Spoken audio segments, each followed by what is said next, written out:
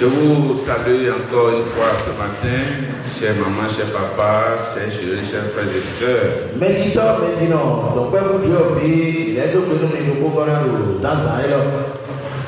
Ce culte est un culte spécial.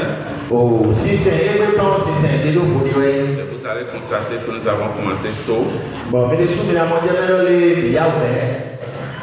Le dimanche, on était à 7h. Mais dans la semaine, nous avons fait cette annonce pour que nous puissions être là tôt ce matin.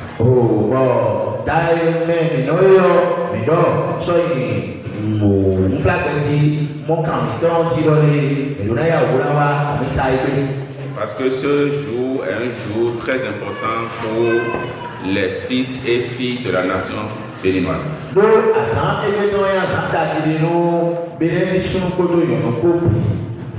Et c'est le devoir de chacun de nous ici d'aller accomplir son droit de vote.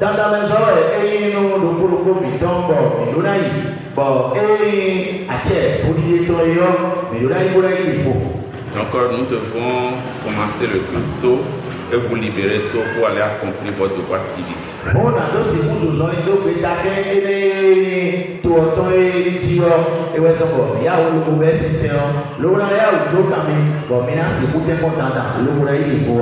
Vous devez aller accomplir votre devoir civique.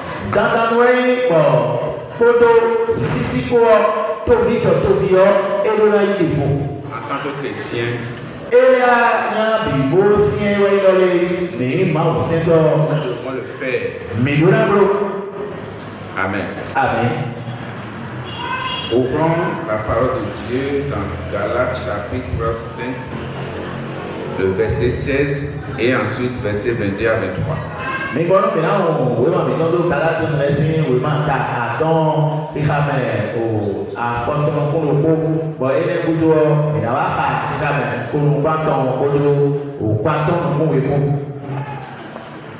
Quelqu'un pour nous lire ça, je vous sais ma version en attendant. Galates chapitre 5, verset 16. La parole de Dieu déclare: je dis donc, marchez selon l'esprit et vous n'accomplirez pas les désirs de la chair. Les versets 22 et verset 23 du chapitre Galates chapitre 5. Mais le fruit de l'esprit, c'est l'amour, la joie, la paix, la patience, la bonté, la bénignité, la fidélité, la douceur, la tempérance. La loi n'est pas contre ces choses. Amen. Les yeux nous sont rapidement. Oui.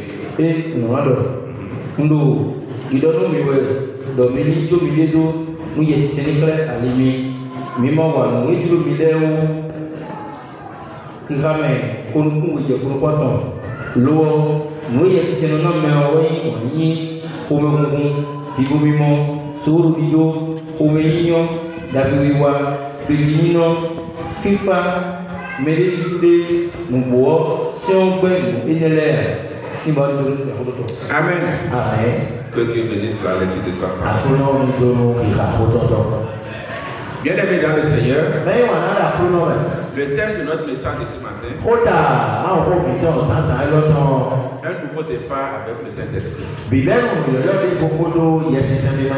Un nouveau départ avec le Saint-Esprit.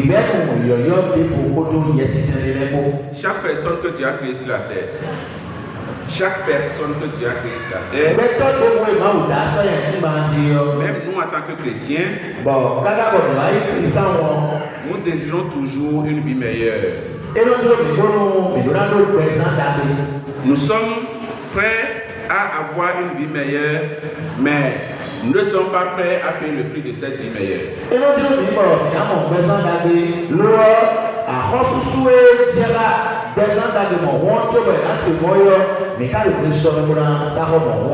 C'est là toute la contradiction.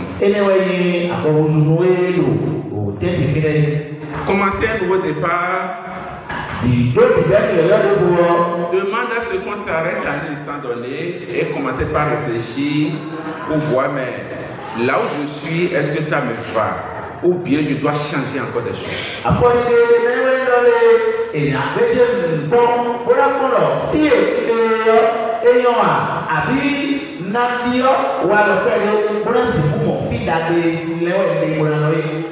Et commencer un nouveau départ avec le Saint-Esprit, c'est une démarche de transformation intérieure profonde.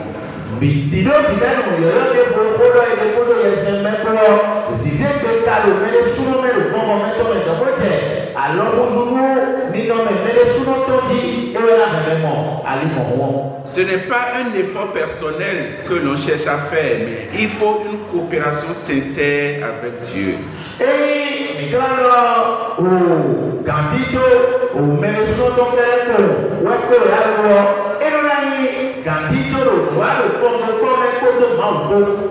Et ceci nous va m'amener à aborder 5 points importants.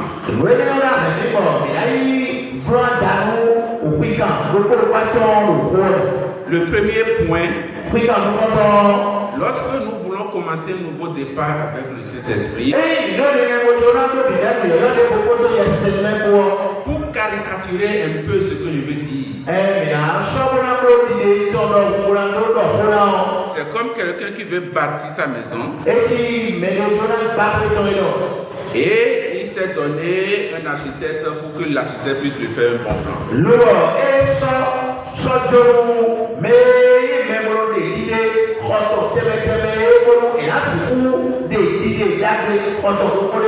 Ça veut dire qu'il a déjà une idée de ce que son bâtiment doit être.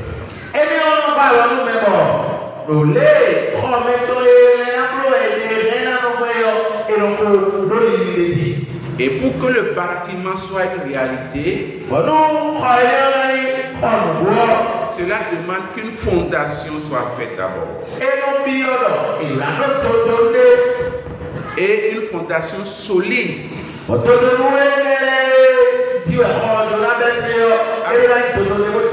Afin que des tempêtes violentes n'arrivent pas à démolir cette maison.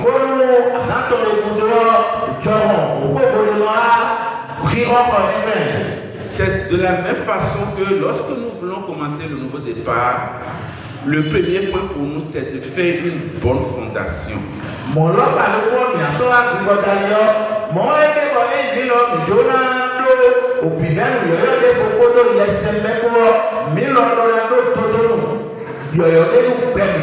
Et cette fondation commence par la repentance et la nouvelle naissance.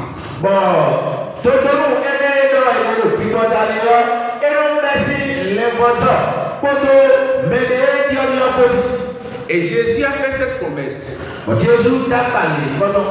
Si quelqu'un veut aller dans le royaume des cieux, il doit être d'eau et d'esprit.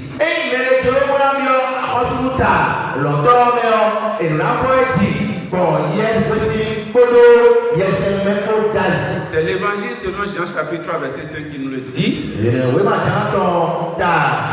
3 verset 5. Chers frères et sœurs, la décision de vouloir bâtir sa fondation t'incombe.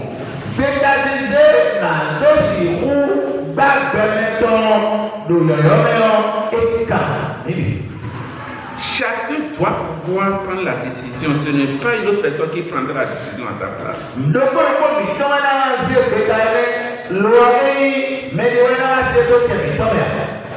Si toi-même tu estimes que là où je suis actuellement, j'ai besoin de revoir, de changer des choses, la décision te revient.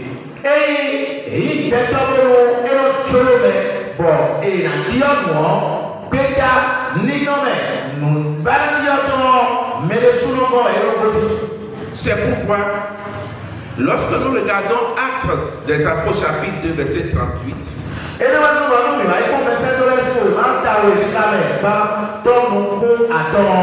Pierre a dit quelque chose là. Je voudrais que nous lisons rapidement Actes chapitre 2 verset 38. La Bible déclare, Pierre leur dit, Repentez-vous et que chacun de vous soit baptisé au nom de Jésus-Christ pour le pardon de vos péchés et vous recevrez le don du Saint-Esprit. Amen. Amen. Bien-aimés dans le Seigneur, Mais voilà la première. lorsque nous lisons ce verset,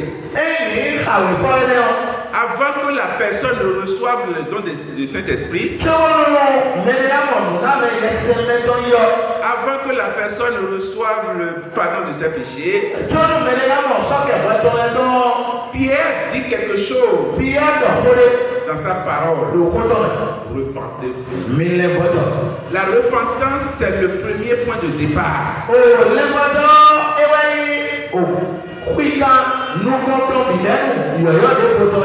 que la personne ne va pas rentrer en lui-même et se repentir, ce serait vraiment compliqué pour cette personne de changer de direction.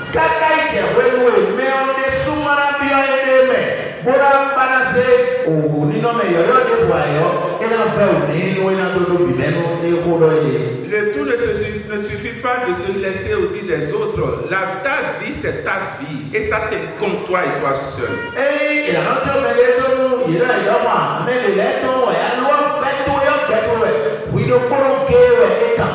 Alléluia. Donc tu as besoin de te repentir et d'être né de nouveau.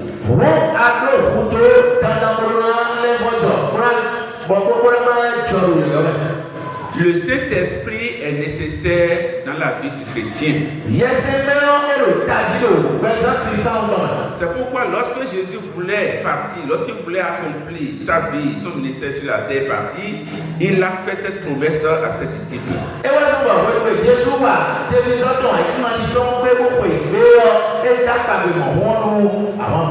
Ne vous inquiétez pas.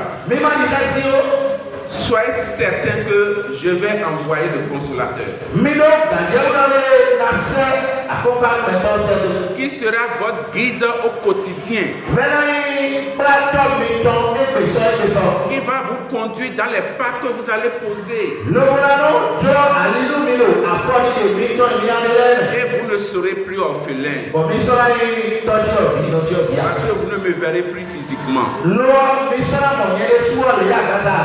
Et c'est en cela que ça va m'amener à aborder le deuxième point de mon message. L'invitation. Demander et recevoir. Demander et recevoir. Jésus a dit, je vous envoie le consolateur qui est le Saint-Esprit.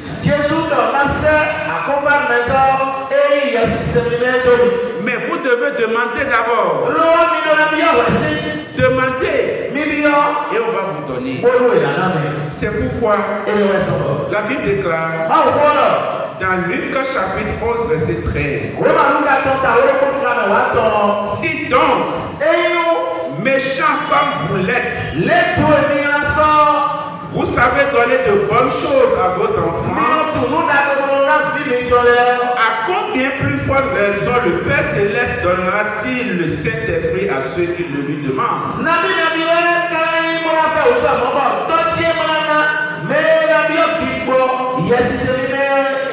Chers frères et sœurs, prenez toujours un temps de prière pour inviter le Saint-Esprit à guider votre vie.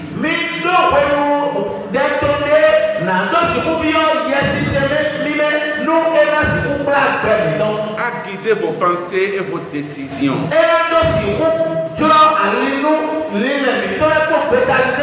Parce que la décision que vous prenez engage le cours de votre vie. Ça engage le cours de ta vie. C'est pourquoi il faut se laisser demander, Seigneur, que veux-tu que je fasse?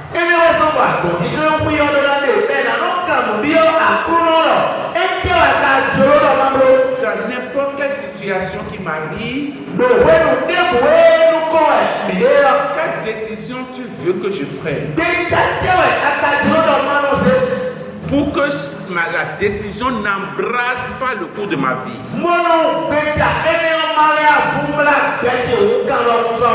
Bien-aimé dans le Seigneur, lorsque vous êtes en face des situations, n'allez pas à la va-vite. Demandez toujours, Seigneur, Saint-Esprit, tu veux que je fasse quoi dans telle situation? Que veux-tu que je fasse? Je veux que tu me guides. Je veux que tu me montres le chemin sur lequel je dois emprunter. Alléluia.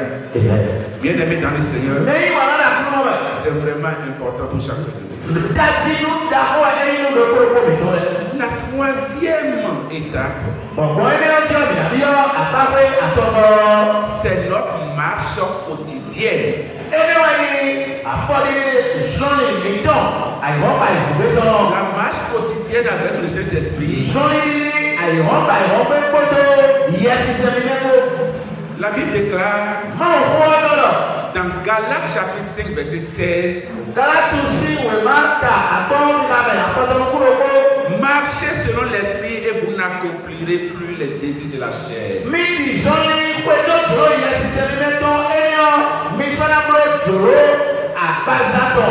Vivre avec le Saint-Esprit,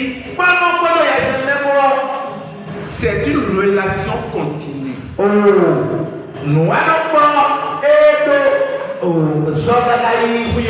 Et lorsqu'on dit marche, ça veut dire que nous allons, nous posons des pas et nous avançons.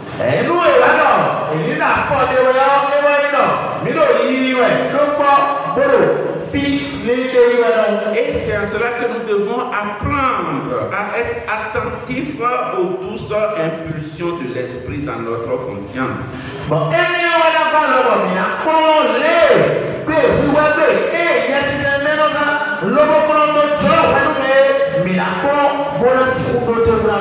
Mais comment pouvons-nous être sûrs que c'est le Saint-Esprit qui nous parle?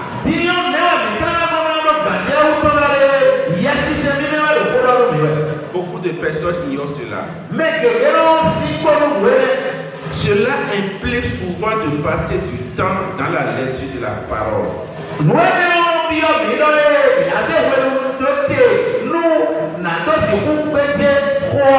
Car l'Esprit utilise la parole pour nous parler.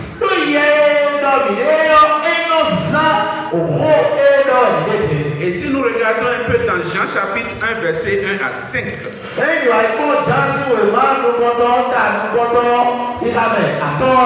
la Bible dit que tout a été fait par la parole.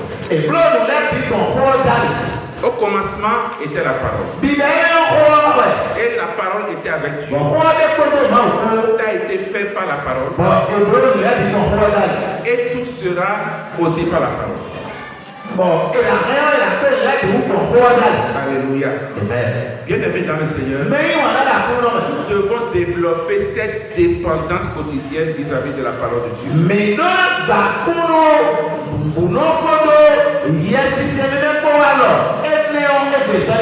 Le Saint-Esprit va se manifester dans la vie d'une personne, d'un chrétien, dépend de son engagement à être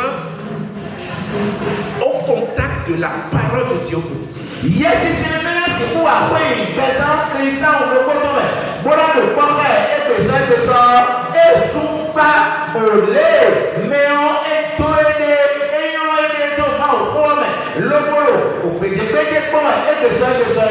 Dieu nous parle vraiment à travers sa parole. Si je prends notre école de dimanche, la dévotion matinale,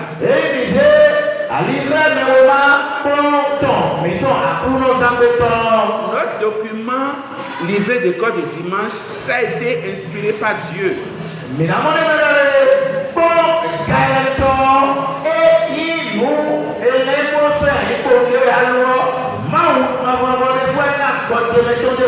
Dieu a utilisé ses serviteurs à notre siège au Nigeria pour que ces livrets soient faits pour lui.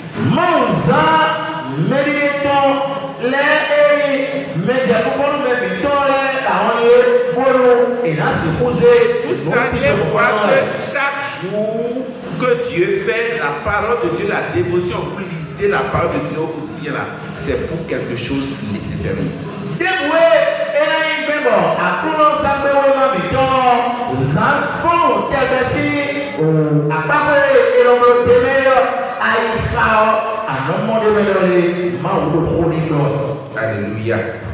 Chers bien-aimés, Mais vivez, mais on a eu. je voudrais vous fortifier ce matin Mais je l'ai tout, si elle a mené, de ne jamais manquer la parole de Dieu. donc, même des cadeaux, ma Soyez quelqu'un qui mange la parole, un bibliophile, celui qui aime lire la parole de Dieu. mais si mais il va nous voir le sol du don,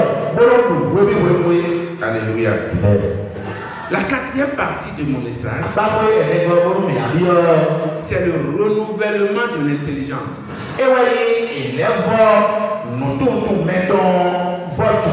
Chers frères et sœurs, tu dois changer ta perception de ta propre vie.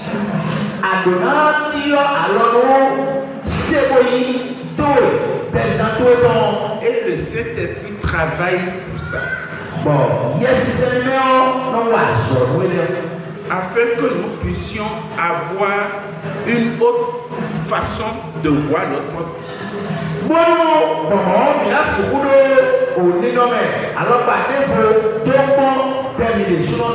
Et si nous lisons un peu Romains chapitre 12, verset 2, la Bible dit, ne vous conformez pas au siècle présent.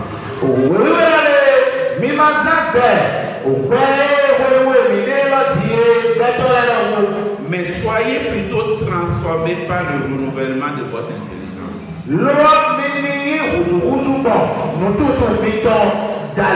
Parce que le monde est corrompu. Et beaucoup veulent faire ce que le monde fait. Beaucoup veulent faire du conformisme. Parce qu'il y a bon nombre de personnes qui font ceci. Moi-même, je vais faire ça.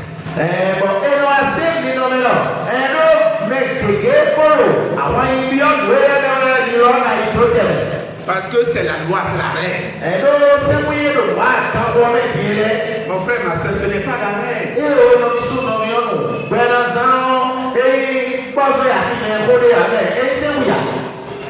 Satan, Lucifer, travaille pour avoir un maximum de disciples dans son royaume.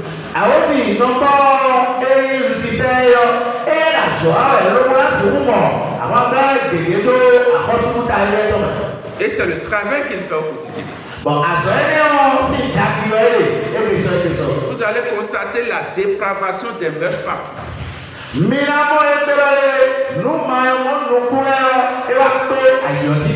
Alléluia. Alléluia. Donc, bien aimé dans le Seigneur,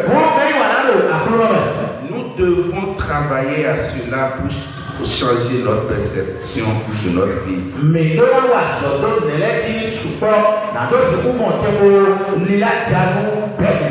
Tout ce qui s'était passé avec toi, 2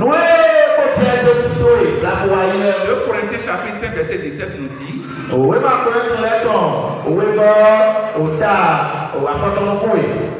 5 verset 17, les anciennes choses sont passées et toutes choses sont devenues nouvelles. Ne sois pas attaché aux anciennes choses. Ne faut pas laisser ton passé contrôler ta vie.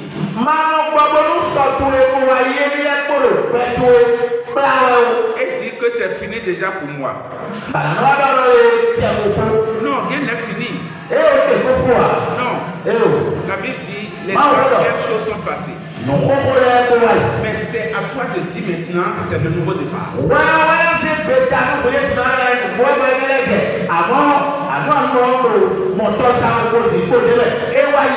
Et tu es la seule personne unique responsable de ce changement que tu vas prendre.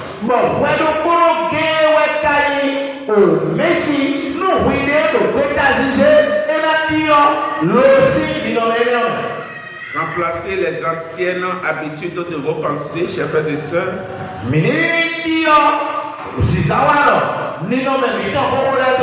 et demandez au Saint-Esprit de vous donner une vision nouvelle sur vos circonstances.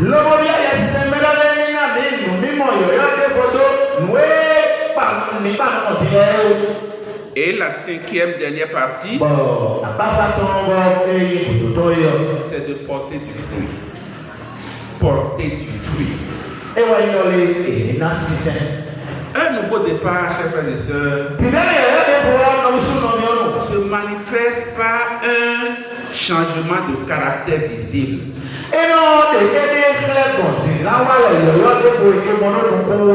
Et n'oublions pas ceci. L'épreuve dans la vie du chrétien est nécessaire pour sa maturité.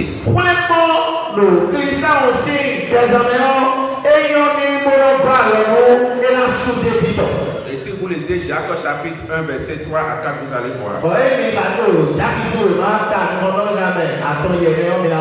Le fruit de l'esprit, comme le dit dans Galates chapitre 5, verset 22 à 23.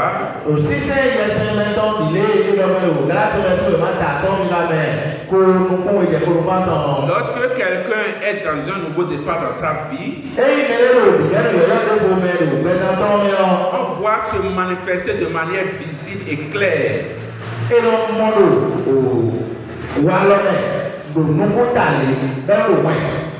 Première chose, l'amour. L'amour, c'est un principe fondamental du royaume de Dieu.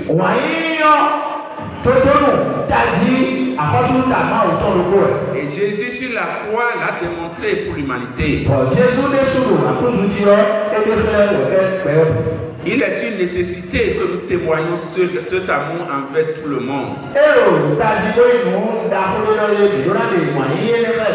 Et cet amour que dont Dieu parle, c'est un amour inconditionnel, un amour agapé qui n'attend rien de qui que ce soit.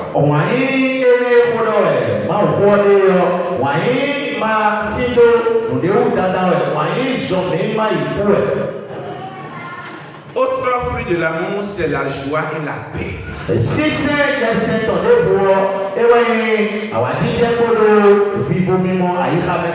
Le monde aujourd'hui, avec tous les problèmes que cela renferme,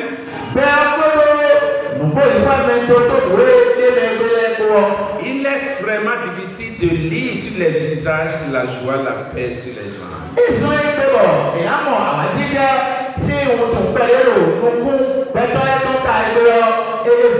Parce que les gens sont accablés par les différents péripéties de la vie, les problèmes au quotidien.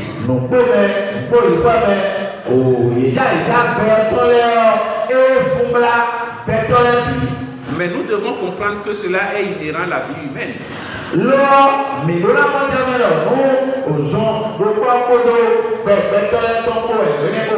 Et personne n'échappera à cela sur la terre.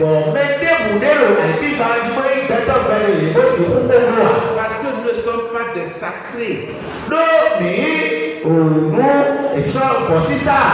Alléluia. Alléluia. Et quoi qu'il arrive, nous devons toujours être joyeux et garder la paix.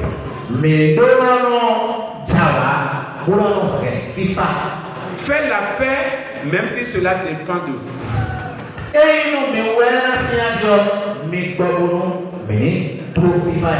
Alléluia. Il y a un adage qui dit: la paix n'est pas un bon mot, mais c'est un comportement.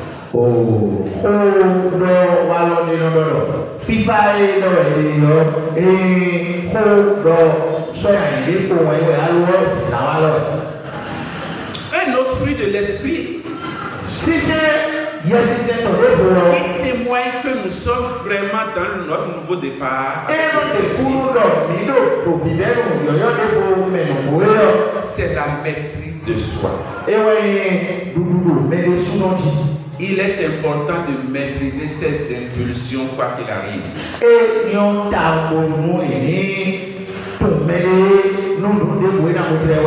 Soyons maîtres de nous-mêmes. Ne nous laissons pas la colère. Parce que lorsque la colère arrive et que tu agis dans la colère, tout ce qui sera fait dans la colère, tu ne peux rien annuler après.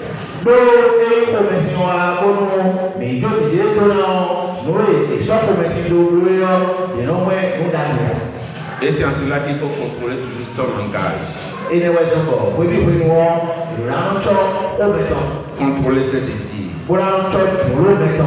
Un autre fruit de l'esprit il va être manifesté dans la vie de ce chrétien qui est dans un nouveau départ avec le Saint-Esprit.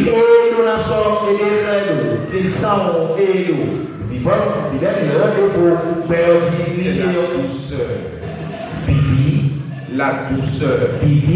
Ne soyons pas agressifs.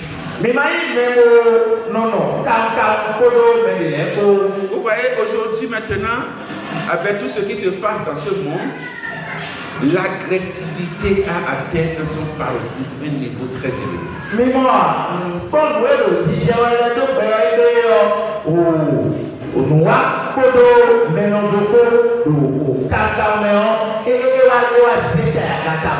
À moins de choses, on devient très agressif vis-à-vis de son prochain.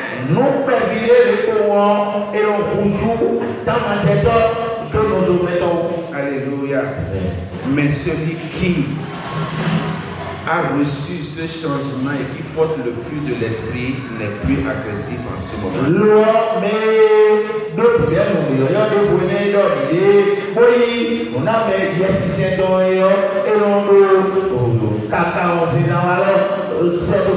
Quelle que soit la force que nous détenons, quelle que soit la force, oui, c'est moi, la force que nous avons, ne laissons pas cette force contrôler notre vie.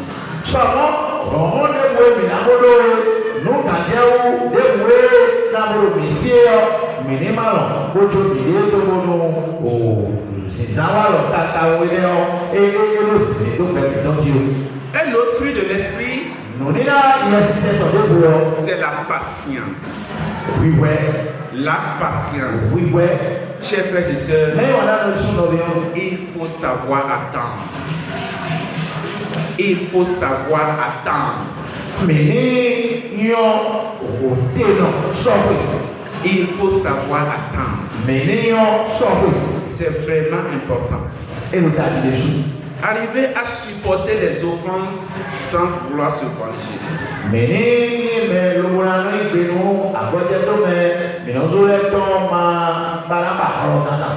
Alléluia. Un autre fruit, c'est la bonté. La bonté. Se montrer bon en acte.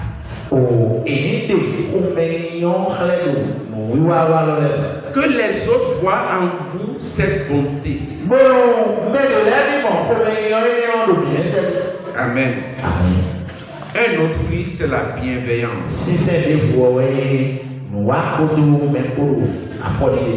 Soyons indulgents vis-à-vis de notre prochain. Et agréables dans le caractère. Soyons bons, chers frères et sœurs. Et le dernier fruit, c'est la fidélité. La fidélité, il faut que nous tenons nos promesses. Lorsque vous faites la promesse à quelqu'un, il faut tenir la promesse. Mais si tu n'es pas capable de tenir une promesse, ne la faites pas. Alléluia. Ne la faites pas. Souvent on dit, oui, je vais faire ce que je veux, mais en fin de compte, on constate que la personne n'arrive pas à réaliser ça.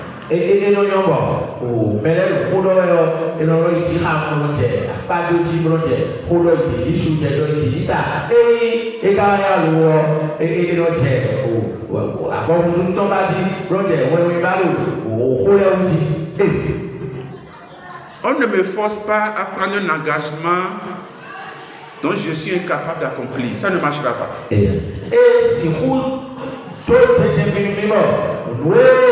Mako kantia bebe kwa si le tulo. On réon d'abaton na isokwa de ayo na no mongo. Yeko ko lo bo yo na ko ti ba bo le ti bolo. Yo na do le yo. Et si Il faut que je fasse la promesse dont je suis capable d'accomplir. Et yo bo no we pe pa fo yo o e ko la si je ma itabato.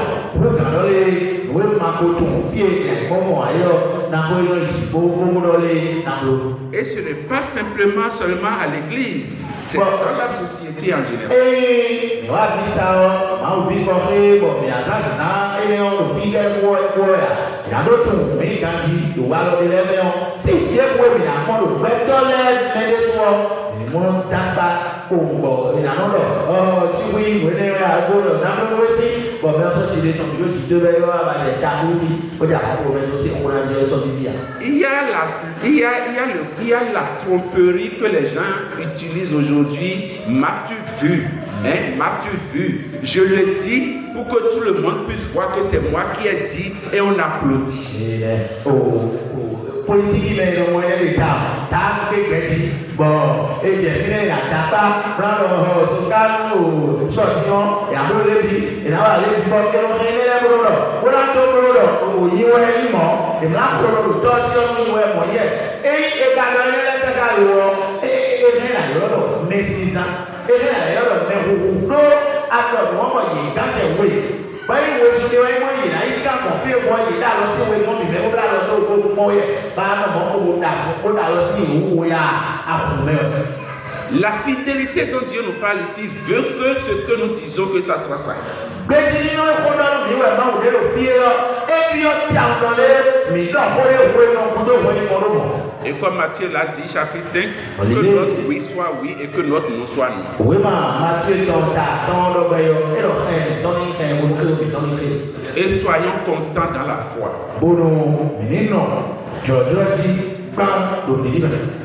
Quoi qu'il arrive. Parce que nous serons confrontés aux épreuves de la vie.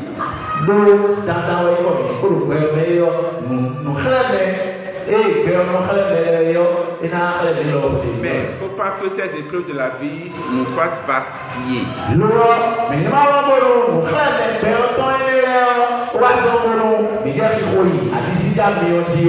Restons constants dans la foi et fermes dans la foi.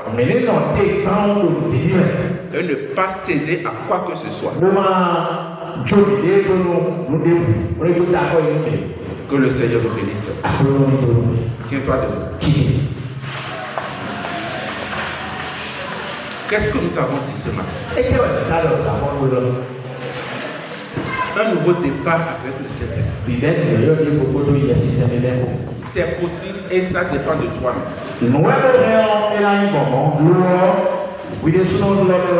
Et la première chose que nous avons dit, il faut poser une fondation par la repentance et par la nouvelle naissance.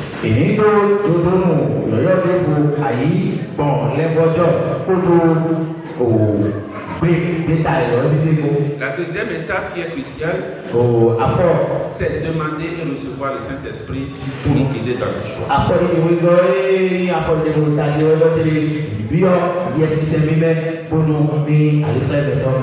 Troisième chose, c'est notre marche critique, la marche quotidienne à travers notre attachement à la parole de Dieu.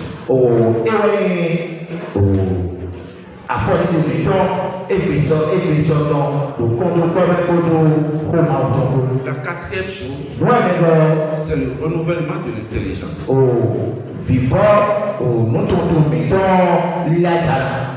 Et pour terminer, nous devons porter le fruit.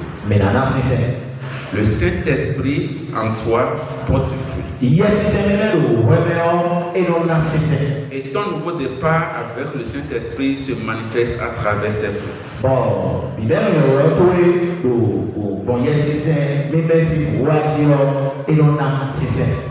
Et que le Seigneur bénisse notre écoute sur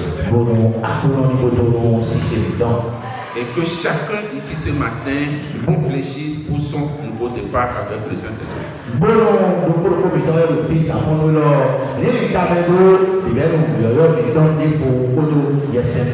et que sa vie reflète effectivement qu'il est dans un nouveau départ avec nous.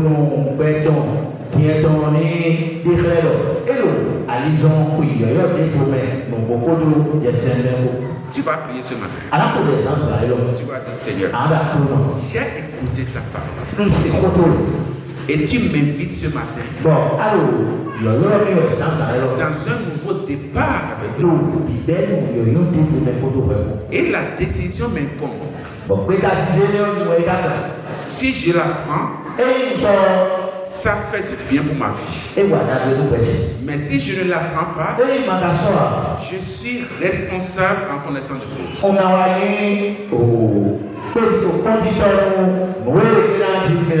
Mais cet esprit, je te demande ce matin, je vais entamer un nouveau départ pour que ma vie ne soit pas une raillerie.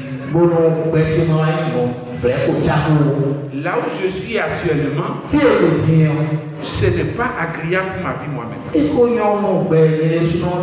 Mais je veux, cet esprit, que des choses commencent par changer en moi.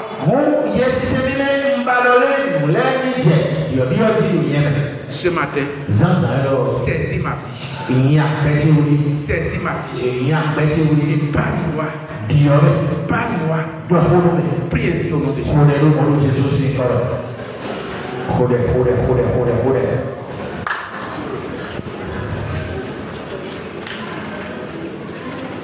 Le Saint-Esprit est là.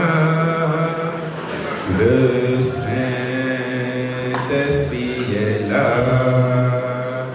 La mort a disparu. Dieu donne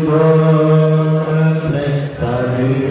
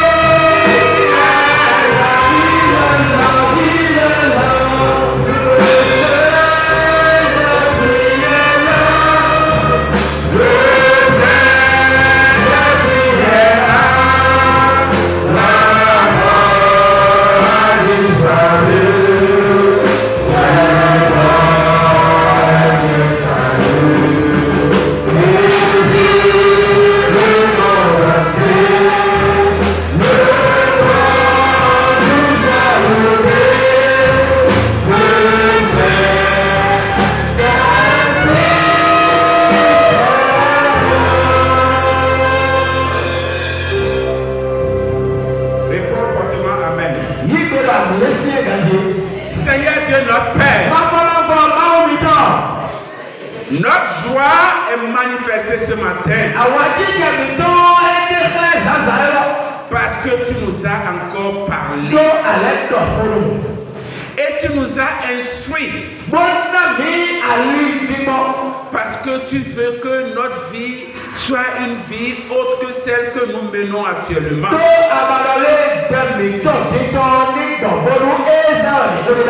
Et tu nous as tracé le chemin. Oh, reçois nos remerciements ce matin. Reçois nos remerciements ce matin. Saint-Esprit, je te confie toutes les âmes ici ce matin. Si tes vies sont en constante difficulté, je prie et j'invoque le Saint-Esprit dans sa vie. Que le Saint-Esprit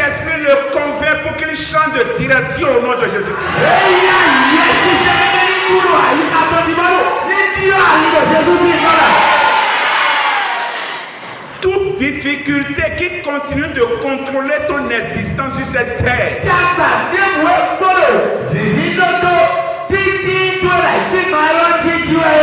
C'est sa fin ce matin. Et je déclare au nom de Jésus-Christ que le Saint-Esprit prenne place dans ta vie pour changer le cours des circonstances au nom puissant de Jésus-Christ.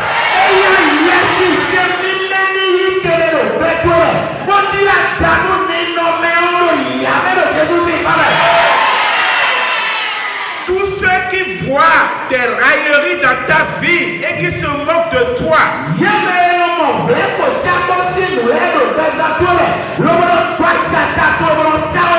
parce que pour eux c'est déjà fini pour toi.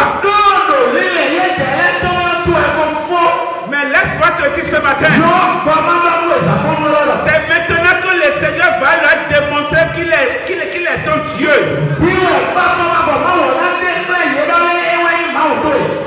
Et que ton cours de vie change au nom de Jésus-Christ.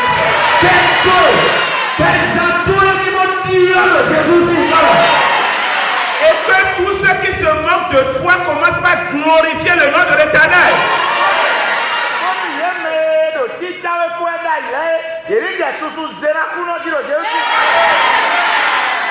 Merci Seigneur Jésus. Parce que tu l'as fait. Parce que les vies changent. Les vies ne seront plus les mêmes. Beaucoup de témoignages vont sortir. Toi, à ton nom plus haut des cieux. Ainsi soit-il. Au nom de Jésus-Christ. Amen. Applaudissements.